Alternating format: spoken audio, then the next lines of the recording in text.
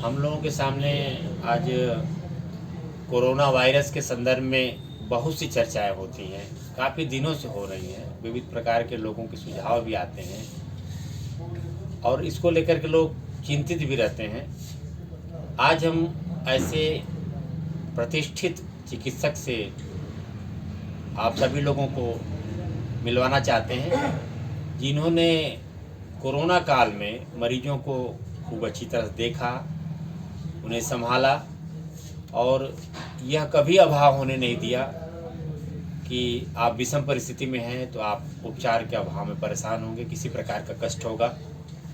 आज ऐसे ही योग्य, कुशल, प्रतिष्ठित चिकित्सक ओबरा के डॉक्टर आलोक सहाय जी से बात करने जा रहे हैं और जिनकी योग्यता के बारे में हमें बहुत कुछ नहीं कहना।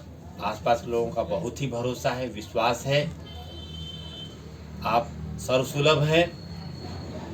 अब हम चाहते हैं डॉक्टर आलोक सहाय जी से कि आप बताएं कि यह कोरोना वायरस है क्या, और संक्षिप्त में बताएंगे इसके बचाव के क्या उपाय हैं। देखिए, कोरोना वायरस जनित एक संक्रमण बीमारी है जी जी, जो कि पास में रहने से ज़्यादा बढ़ेगा। एयर पोल्यूशन, या ये कह लिए कि संक्रमण जो है वो पास में रहने पे ज़्यादा ही होगा, और अपर रेस्पिरेटरी ट्रैक्ट इन्फेक्शन या सांस की बीमारी को भी प्रभावित करता है। जी जी, शुरू में सर्दी, जुकाम, बुखार, खांसी से स्टार्ट होके ये अपने लक्षण शो करता है, बुखार आना, फिर ये रेस्पिरेटरी ट्रैक्ट पे इन्फेक्शन करके ये लंग्स को ही पूरा इन्फेक्टेड कर देता है और एक तरह का निमोनिया टाइप का बीमारी बनाता है, जिससे बाद में सांस अवरुद्ध होता है और आदमी फिर डेथ कर जाता है। जी, जहाँ तक इससे बचाव का तरीका है, तो बचने के लिए एक जो हमारे प्रधानमंत्री जी ने कहा है कि हाँ, सोशल डिस्टेंसिंग, जी, ये वास्तव बहुत सही चीज़ बताया उन्होंने कि एक सोशल डिस्टेंसिंग होना बहुत ज़रूरी है। साथ में मास्क, जहाँ पर कि एयर बॉर्न इन्फेक्शन होने के चांसेस रहते हैं, उससे भी बचा जाएगा, तो केवल मास्क लगा के।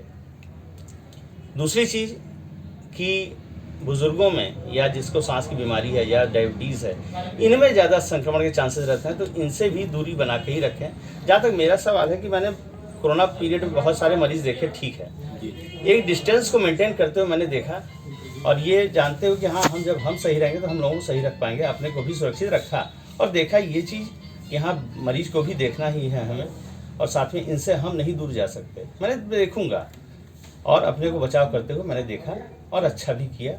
ऐसे समाज है हमारा, हम समाज से हैं, इसलिए इसको मैंने ट्रीट किया पूरे मरीजों को कोरोना पीरियड में, और अच्छी तरह देखा मैंने, उसमें कोई हमें वो नहीं रहा। जी जी, ये सब तो हम लोगों को पता है कि आपने पहले जैसे आत्मीय संबंध मरीजों के साथ था जी, विशेषकर जब ज़्यादा कोरोना के मरीज आ रहे थे, उस समय भी आपने मरीजों के साथ उसी तरह का आत्मीय संबंध रखा जी, और उनको आपने देखा, जी, इलाज उपचार किया। जी, ये हम सभी लोग जानते हैं और महसूस भी करते हैं। जी, और मुझे लगता है कि जो एक संकट के दौर से, बहुत ज़्यादा संकट के दौर से देश गुजर रहा था, जी, जहाँ महानगरों में डॉक्टर मरीजों को देखने से बचते थे, उन स्थितियों में भी आप जैसा व्यक्ति मरीजों को देखा, उनको इलाज उपचार किया। जी हाँ, एक्चुअली वो मरीज जाएंगे कहाँ?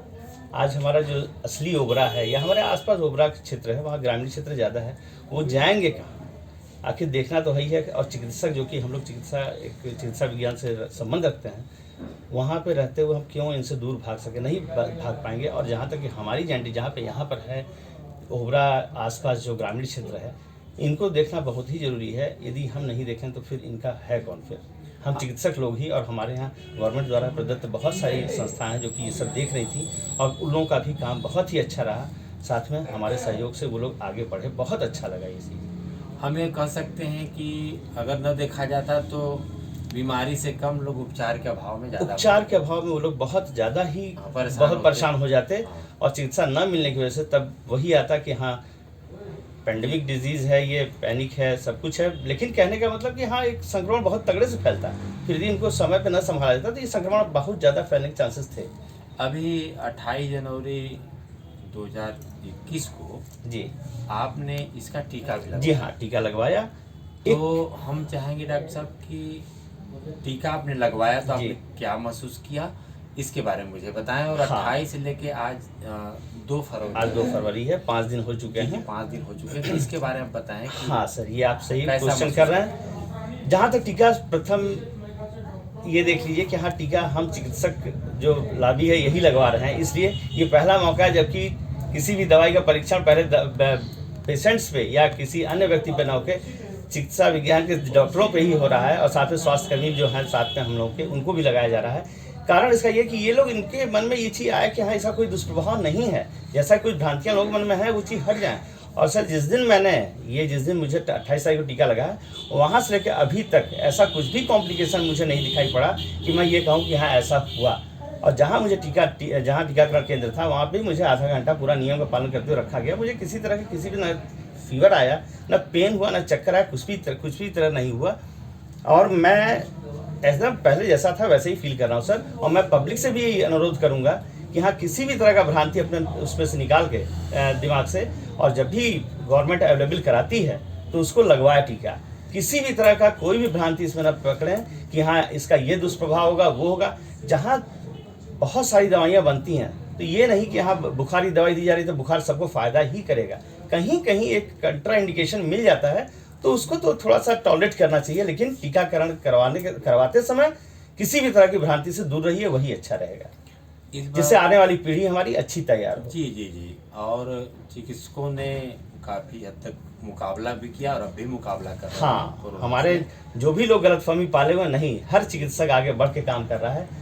हम स्वास्थ्यकर्मी के साथ आगे बढ़ रहे हैं, और हमारा भारत सफल होगा इस चीज़ में, ऐसा कुछ भी नहीं। और सभी चिकित्सक इसके लिए विशेषकर धन्यवाद के पात्र हैं जी, कि जो इससे मुकाबला भी किए, और टीकाकरण के अभियान में उन्होंने सबसे पहले अपने को रखा कि आप जी। मुझे ही पहले लगाएं। जी हाँ, हम इसके लिए इसलिए कि एक पब्लिक में सर एक मैसेज जाए कि हाँ, ऐसा कोई दुष्प्रभाव नहीं पड़ने वाला है। जब हम बचे रहेंगे तो हम बचाएंगे, और हम बचे रहेंगे इसलिए कि हमारे यहाँ का टीका, हमारे हिंदुस्तान का टीका बहुत ही अच्छा है।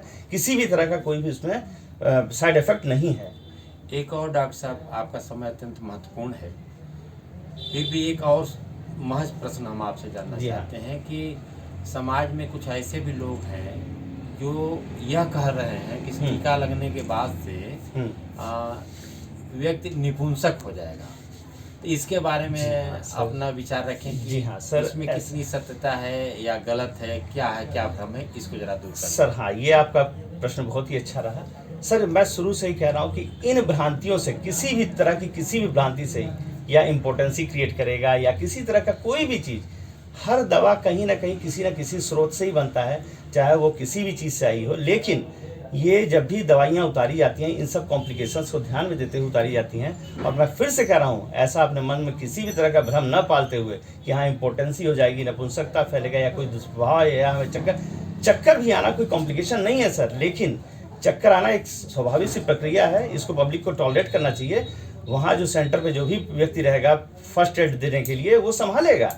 और ये मान के चलिए कि आपको अकेला नहीं छोड़ा जाएगा, आपको संभाला जाएगा। चक्कर भी आता है तो भी, लेकिन ये अपने मन से ये चीज़ निकाल दीजिए कि हाँ किसी तरह का इसमें नपुंसकता पैदा करने की कोई ऐसा दवाई या कुछ ऐसा कुछ भी अपने मन में ना लेंगे, वो अच्छा रहेगा हमारे और समाज के लिए एक अच्छा चीज़ रहेगा। इस तरह का दुष्प्रभाव न फैलाया जाए, इस तरह का प्रचार न फैलाया जाए कि हाँ इसमें किसी तरह का साइड इफेक्ट है।